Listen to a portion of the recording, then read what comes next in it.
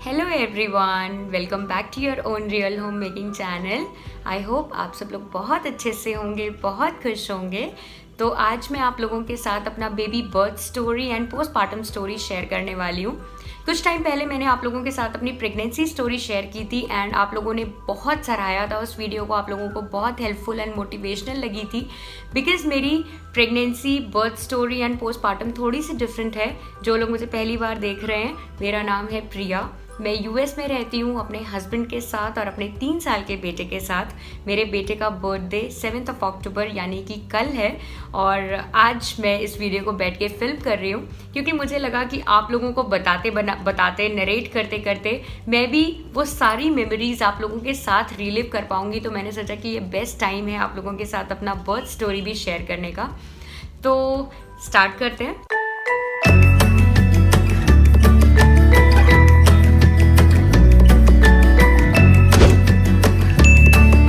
तो जैसा कि मैंने अपने प्रेगनेंसी स्टोरी में आप लोगों को बताया था कि मेरी प्रेगनेंसी की स्टार्ट थोड़ी सी रफ हुई थी।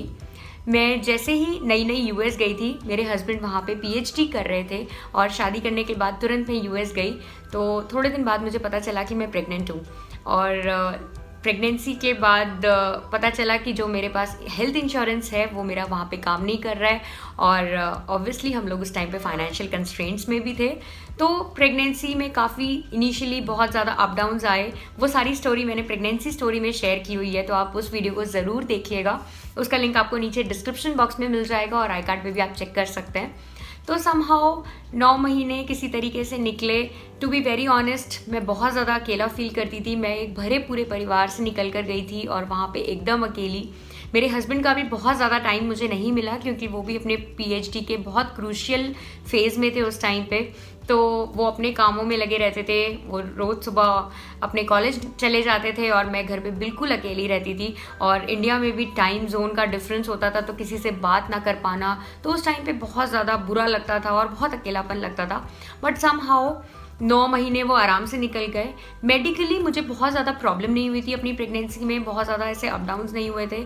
जो गैस्ट्रिक पेन्स होते हैं, जो नॉर्मल इन्फेक्शंस वगैरह हो जाते हैं, वही हुए थे। तो वो वहाँ के डॉक्टर्स के थ्रू मेरा जो है सॉर्ट आउट हो गया था। तो इस तरीके से मेरे 9 महीने निकले and I was due on 2 अक्टूबर 2016 की बात है ये। और मेरे फादर इन लॉ और मेरे मदर इन लॉ हमारे पास आए थे एक हफ़्ता पहले 27 सितंबर को। और अगर आपको नहीं पता है तो मैं फिर से एक बार आपको बताऊंगी, मेरी मदर भी गायनिकोलॉजिस्ट हैं।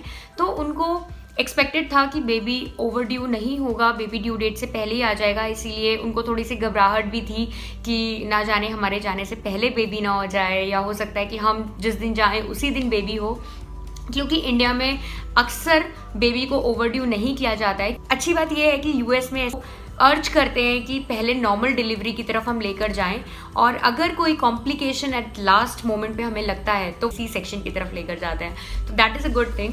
और आई वॉज सो फिट कि मैंने उनके लिए पूरा अच्छे से डिनर बनाया क्योंकि मैं भी बहुत एक्साइटेड थी कि पहली बार हमारे घर पे कोई आ रहा है, मम्मी पापा आ रहे हैं। तो मैं भी बहुत ज़्यादा एक्साइटेड थी फैमिली से मिलने के लिए। और शादी करने के बाद जब मैं गई थी तो फैमिली का कोई भी बंदा मुझे वहाँ दिखाई नहीं देता था, तो बहुत अजीब लगता था। तो वो भी एक्साइटमेंट थी कि पहली बार कोई हमारी फैमिली से हमारे पास आ रहा है, तो वो एक्साइटमेंट ही कुछ अलग थी। तो इस तरीके से जो है हमारे मम्मी पापा आए। उसके बाद कुछ दिन निकलते गए और मम्मी पापा को लग रहा था कि क्यों नहीं हो रहा है, क्यों लेबर पेन स्टार्ट नहीं हो रहा है। और मम्मी को तो यही था कि ओवरड्यू नहीं करते हैं, अगर भाई ओवरड्यू होता है तो काफ़ी ज़्यादा प्रॉब्लम्स, कॉम्प्लिकेशंस बढ़ जाती हैं at the time of delivery, तो ये ऑपरेशन से कर दें। बट यूएस के डॉक्टर्स वो अपने हिसाब से सब काम करते हैं, which is a good thing. उनके पास काफ़ी हाई क्वालिटी मॉनिटरिंग है और वो लोग कैलकुलेटेड रिस्क लेने की कैपेबिलिटी रखते हैं, मैं ये बोलूँगी। तो डिलीवरी डेट थी 2 अक्टूबर। 2 अक्टूबर को मॉर्निंग से ही मुझे क्या हुआ कि मुझे बेबी की मूवमेंट्स फील नहीं हो रही थी। तो मम्मी पापा काफ़ी घबरा गए। तो हमने, मेरा जो टाइप था वो कम्युनिटी हेल्थ सेंटर से था, एलरियो से। तो हम लोग ने एलरियो में फ़ोन किया एंड दे सेड कि आप फटाफट इसे एलरियो ले आओ। और फिर मुझे, मेरे हस्बैंड और mother in law, father in law, हम सभी लोग एलरियो गए एंड वहाँ पे उन्होंने मुझे फटाफट से ठंडा ठंडा ऑरेंज जूस पिलाया और थोड़ी देर बाद उन्होंने मॉनिटर किया और बच्चा तो उछल कूद करने लगा, तो उन्होंने मुझे वापस घर भेज दिया। उस दिन हम पूरी प्रिपरेशन करके गए थे कि वो लोग हमें रेफ़र कर देंगे हॉस्पिटल में और आज हमारी शायद डिलीवरी हो जाएगी। तो हमारे पूरे बैग्स पैक थे and we were all set up. मेरे mother in law father in law भी अपने जो हैं सब कुछ सेटअप करके गए थे। मेरी मदर इन लॉ का था कि मैं प्रिया के पास ही रुकूंगी हॉस्पिटल में, घर वापस नहीं आऊँगी, तो वो भी अपने पूरी तैयारी के साथ गई थी, पराठे वगैरह बना के कि लंच भी बना के लेके चलते हैं क्योंकि हम मॉर्निंग में ही गए थे। बट मैं यही कहूँगी कि अगर आपको कभी भी अपनी बेबी की मूवमेंट्स फील नहीं हो रही है या कम फील हो रही हैं तो आप कुछ तुरंत ठंडा ठंडा कुछ पी लीजिए जिससे कि बेबी मूव करना स्टार्ट कर जाता है। और अगर फिर भी आपको मूवमेंट्स फील ना हो 15 से 20 मिनट बाद तो फिर आप डॉक्टर को ज़रूर कंसल्ट करिएगा। तो एनीवेज 2 अक्टूबर को उन्होंने हमें वापस घर लौटा दिया और फिर हर रोज़ हर टाइम यही कश्मकश चलती थी कि कब बेबी होगा, कब लेबर पेन स्टार्ट होगा। हम थोड़ा सा ज़्यादा एंशियस और एक्साइटेड भी थे बेबी को देखने के लिए क्योंकि मेरे फादर इन लॉ हमारे पास सिर्फ 15 दिन के लिए आए थे, तो उनको ये था कि मेरे जाने का टाइम आ जाएगा और बेबी नहीं आया तो मैं बिना देखे कैसे बेबी को निकल जाऊँगा। तो उनको ज़्यादा एक्साइटमेंट थी कि जल्दी से अब बेबी आ जाए और मैं उसे देख लूँ। तो इस तरीके से और दिन निकलते गए। 2 पूरा दिन निकल गया, 3 पूरा दिन निकल गया, 4 पूरा दिन निकल गया। मैं बिल्कुल नॉर्मल थी, शूज़ पहन के अच्छे से, लोअर टी शर्ट लूज़ वाले पहन के मैं आराम से वॉक कर लेती थी और रोज़ मॉर्निंग वॉक करने जाते थे हम लोग, रोज़ इवनिंग वॉक हम करते थे और कोई लेबर पेन का कोई नामो निशान नहीं था। फिर बारी आई 5 अक्टूबर की, द डी डे, जिस दिन मेरे क्रैम्प्स एक्चुअली में स्टार्ट हुए। तो शाम का टाइम था, करीब 6 कुछ बजा था। मम्मी ने शिकंजी बनाई थी और शिकंजी पीने के बाद बस कुछ ही देर बाद मुझे कुछ कुछ क्रैम्प्स फील होने लगे।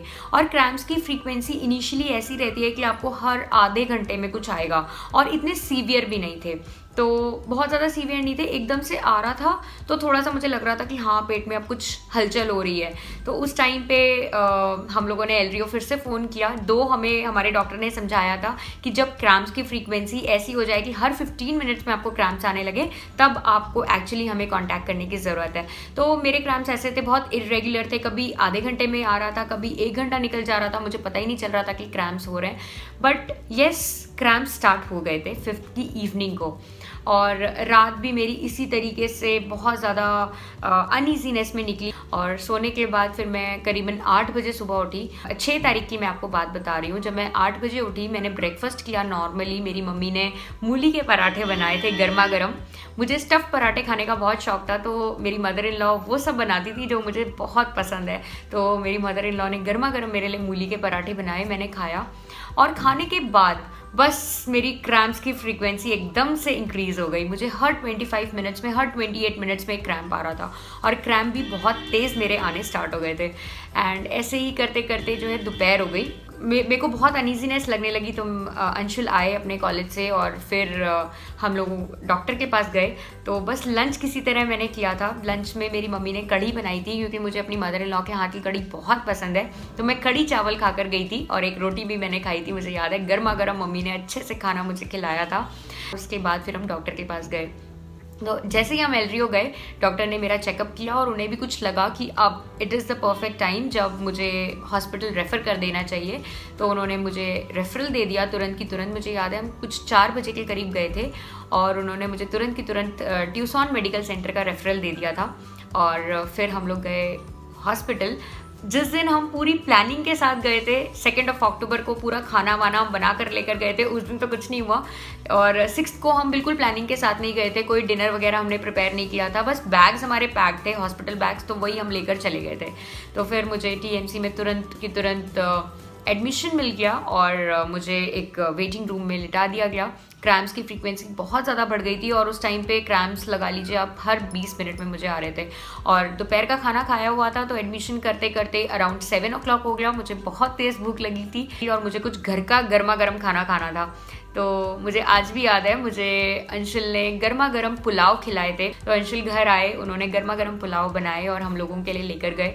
मैंने लास्ट मील अपने बेबी के होने से पहले वही ली थी और पुलाव खाने के बाद तो क्रैम्प्स की फ्रीक्वेंसी और ज़्यादा इंक्रीज़ हो गई। मानिए आप हर 12 से 13 मिनट में मुझे क्रैम्प्स आ रहे थे। तो उन्होंने कुछ पेन रिलीवर मुझे इंजेक्शंस भी दिए थे, जिससे मुझे अराउंड 1-1.5 आवर का रिलीफ मिल रहा था और मुझे नींद आ जा रही थी। बट क्रैम्प्स की फ्रीक्वेंसी ओवरनाइट इंक्रीज ही होती रही। तो इस तरीके से मेरी रात निकल गई। और 7 अक्टूबर को अर्ली मॉर्निंग उन्होंने मुझे लेबर रूम में शिफ्ट किया। और लेबर रूम में शिफ्ट करने के बाद उन्होंने मुझे एक मेडिसिन दी, लाइक वो लेडी के वजाइना में इंसर्ट कराई जाती है मेडिसिन, जिसकी वजह से डायलेशन होता है और फिर एक्चुअल बर्थ प्रोसेस स्टार्ट होता है।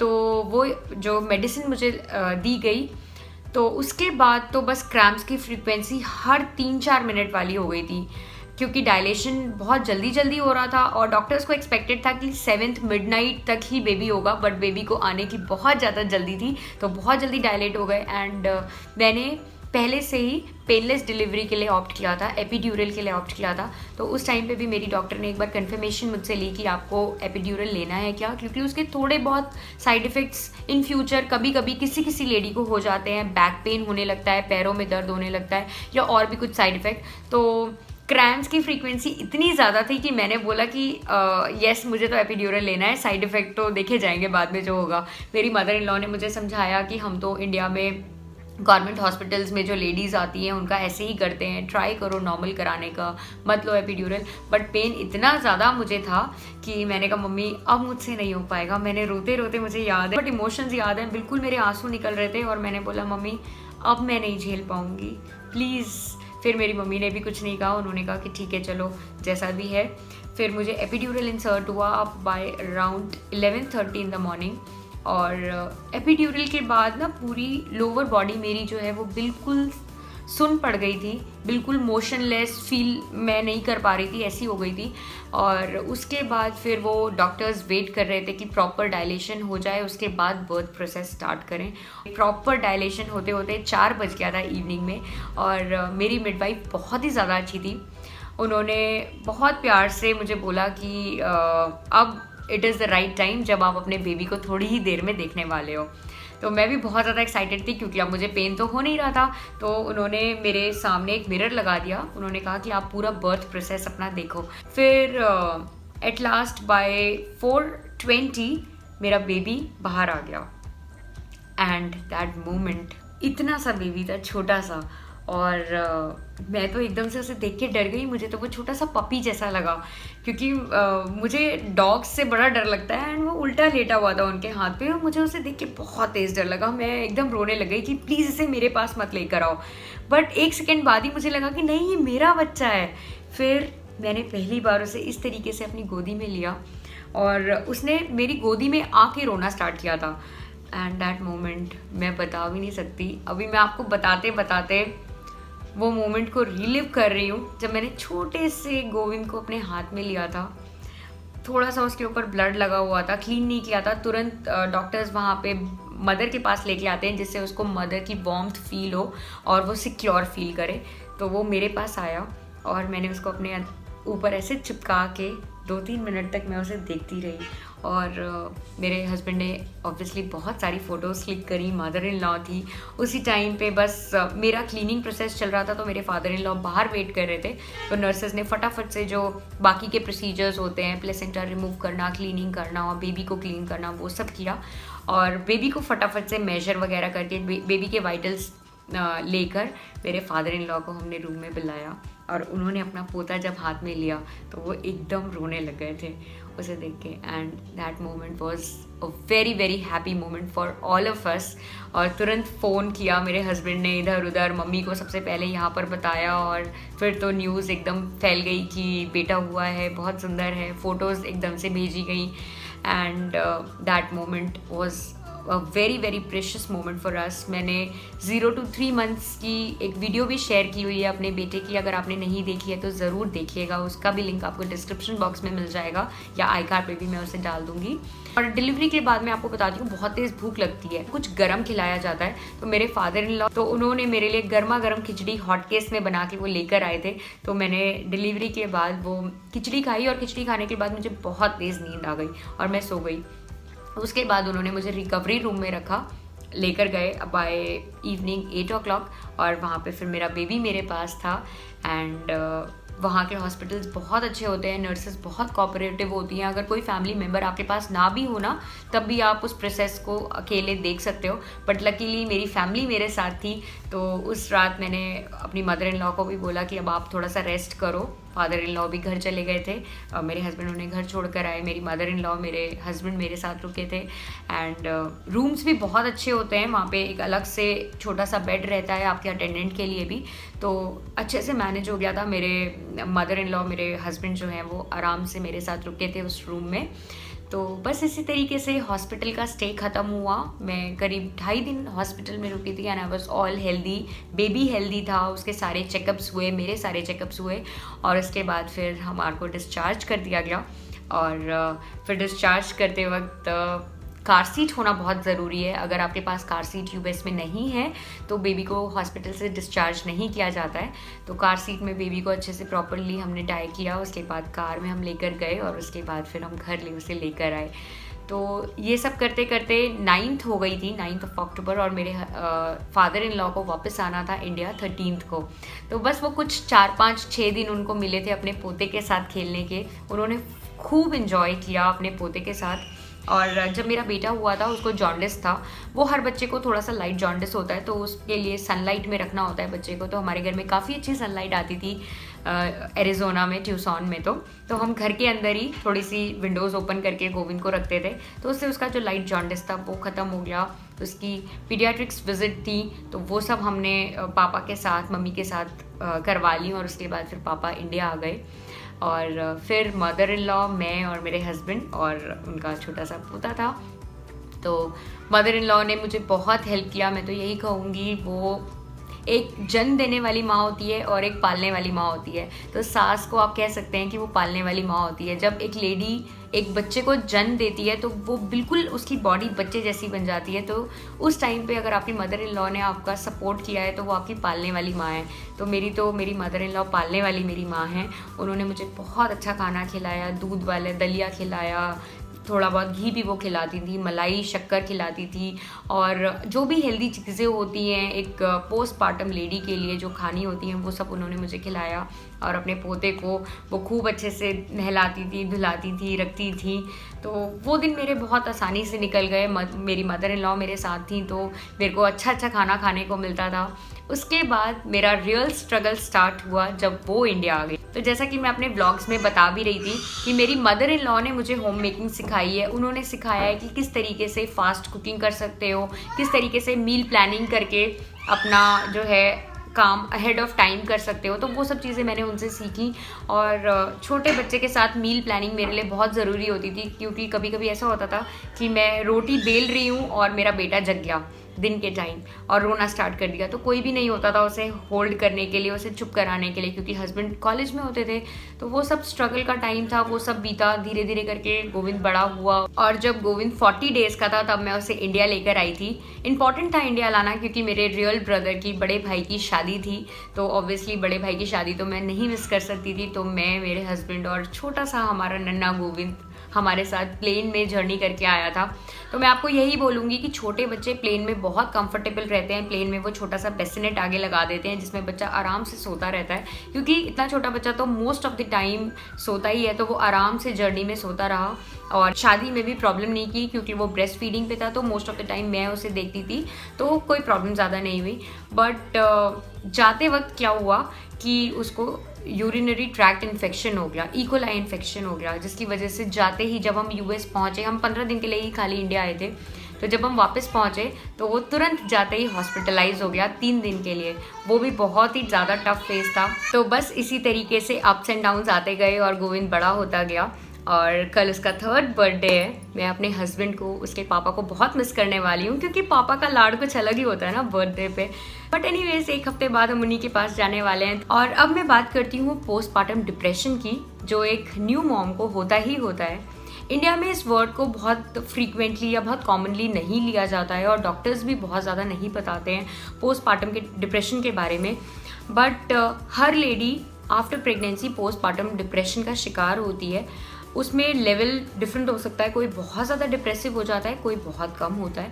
तो मैं भी एक लेडी हूँ, तो मैं बता सकती हूँ कि एक मैं मॉडरेट लेवल की डिप्रेशन की मैं भी शिकार हुई थी, क्योंकि एक नया बच्चा घर में आता है और सारी रिस्पॉन्सिबिलिटीज़, एकदम नई सी रिस्पॉन्सिबिलिटीज़ आपको देखने मिलती हैं, तो ओवरवेलमिंग हो जाता है कभी कभी वो काम, जिसकी वजह से काफ़ी डिप्रेशन भी हो जाता है। एंड कहा जाता है कि न्यू मॉमीज़ को हमेशा घर में रखो, इन्फेक्शन प्रोन है तो एक रूम में ही रहो, ज़्यादा घूमो नहीं, और खाना भी बहुत ज़्यादा रिस्ट्रिक्टेड, वही दलिया खिचड़ी और वैसा वाला खाना ज़्यादा मिलता है। अच्छा खाना जो आपकी बॉडी को, आपके टंग को पसंद है, वो ज़्यादा नहीं मिलता। इस वजह से भी लेडीज़ जो है डिप्रेशन में चली जाती हैं। डिप्रेशन ऐसा ही होता है कि 3, 4, 5 महीने या 6 महीने लास्ट करता है, बट वो धीरे धीरे फेड आउट होने लगता है। जब आप बच्चे के साथ कस्टम हो जाते हो, जब उसके कामों के साथ कस्टम हो जाते हो, उसके टाइम स्केड्यूल में अपना टाइम स्केड्यूल आप मैनेज कर लेते हो, तब ये डिप्रेशन चला जाता है। तो मुझे याद है कि जब मैं अपने भाई की शादी में आई थी, तो उसका एक कोई फंक्शन था एंड मैंने बहुत ज़्यादा वेट गेन कर लिया था। तो वो एक जो मैंने ड्रेस डिसाइड की थी अपनी शादी की कि मैं उसके फंक्शन में पहनूंगी, वो मुझे फिट नहीं हो रही थी। तो जब वो मुझे फिट नहीं हो रही थी तो मैं इतना ज़्यादा रोने लग गई थी कि अब मैं क्या पहनूंगी, मेरे पास तो कोई ड्रेस ही नहीं है। And it was the part of depression. जो तो अगर आपको फैमिली सपोर्ट मिल जाए फॉर गुड 3-4 मंथ्स, तो आप इस डिप्रेशन से थोड़ा सा बच जाएंगे, थोड़ा सा कम हो जाएगा। तो ये सब चीज़ें हमें नहीं पता थी, इसीलिए फिर मैं 2017 अप्रैल में, जब मैं बहुत ज़्यादा फ्रस्ट्रेट हो गई थी और मुझे लग रहा था कि अब मैं इस सिचुएशन से एकदम भागना चाहती हूँ, तो मैं इंडिया आई थी। एंड मैंने वो वेकेशन जब मनाई 40 डेज़ की, मैं अपनी मदर इन लॉ के पास रुकी 15 डेज़, थोड़े दिन मैं अपनी मदर के पास रुकी दिल्ली में, तो मुझे बहुत अच्छा लगा। और उसके बाद फिर मुझे ये पोस्टपार्टम डिप्रेशन जैसी चीज़ कभी भी नहीं हुई। तो मैं यही बोलूँगी कि ये डिप्रेशन सबको होता है। काफ़ी लेडीज़ को ये डाउट रहता है कि यार हम ही ऐसा फील कर रहे हैं क्या। तो ये थी मेरी अप्स एंड डाउन्स वाली delivery and postpartum story. Hope करती हूँ आप लोगों को ये अच्छी लगी होगी, मोटिवेशनल लगी होगी। अगर मोटिवेशनल लगी है, हेल्पफुल लगी है, तो प्लीज़ इस वीडियो को लाइक ज़रूर दीजिएगा, शेयर कीजिएगा अपने फ्रेंड्स एंड फैमिली के साथ जिन्हें इनकी बहुत ज़्यादा ज़रूरत है। और इस चैनल को सब्सक्राइब कर लीजिएगा अगर आप मुझे पहली बार देख रहे हैं। तो फिर से मिलेंगे एक और नए वीडियो में, तब तक के लिए आप ढेर सारा अपना ख्याल रखिए, खुश रहिए, टेक केयर, बाय बाय।